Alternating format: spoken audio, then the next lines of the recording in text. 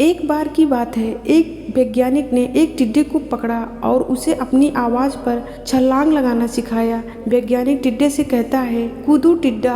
उसकी आवाज सुनते ही वह टिड्डा जोर से छलांग लगा देता है। अब वह वैज्ञानिक था तो प्रयोग करना बनता ही था। उन्होंने टिड्डे की छलांग पर प्रयोग किया। वैज्ञानिक ने उसकी एक टांग तोड़ दी और फिर बोला, अब कूदो टिड्डे। टिड्डे ने छलांग लगाई लेकिन दूरी कम हो गई। वैज्ञानिक ने उसकी अब दूसरी टांग तोड़ दी और बोला, अब कूदो टिड्डे। और वह टिड्डा छलांग लगा दिया। अब दूरी पहले से और कम हो गई। अब उस वैज्ञानिक ने उसकी तीसरी टांग तोड़ दी और फिर बोला, टिड्डे अब छलांग लगाओ। टिड्डे ने छलांग लगाई लेकिन अब उसकी दूरी और भी कम हो गई। एक एक करके बेचारे टिड्डे की सारी टांगे तोड़ दी गई। अब आखिरी टांग टूटने पर जब उससे कहा गया कूदो तो वह हिल भी नहीं पाया। अब वैज्ञानिक ने अपना निष्कर्ष अपनी डायरी में लिखा। जानते हो दोस्तों, उसने अपनी डायरी में निष्कर्ष क्या लिखा? जब टिड्डे की एक टांग तोड़ी गई तो वह थोड़ा बहरा हो गया। जब उसकी दूसरी टांग तोड़ी गई तो वह और बहरा हो गया। हर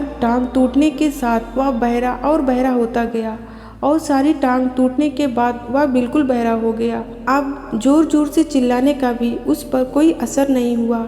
वो तो अपनी जगह से हिला तक नहीं। छलांग लगाना तो दूर की बात थी। दोस्तों, इस कहानी को सुनकर सभी को ऐसा लग रहा होगा कि क्या मूर्ख वैज्ञानिक था, इतनी सीधी सी बात उसे समझ में नहीं आई। या कुछ लोग ये भी सोच रहे होंगे कि ये तो किसी बच्चे को भी पता है कि टिड्डे की छलांग उसके टांग टूटने की वजह से कम होती जा रही थी, ना कि वह बहरा हो गया था। दोस्तों, हम सभी जीवन में कई बार ऐसे ही मूर्ख बन जाते हैं। कई बार जीवन में दो घटनाएं एक साथ ऐसे घटती हैं कि उनका एक दूसरे से कोई संबंध होता ही नहीं है, फिर भी ऐसा लगता है कि गहरा संबंध है।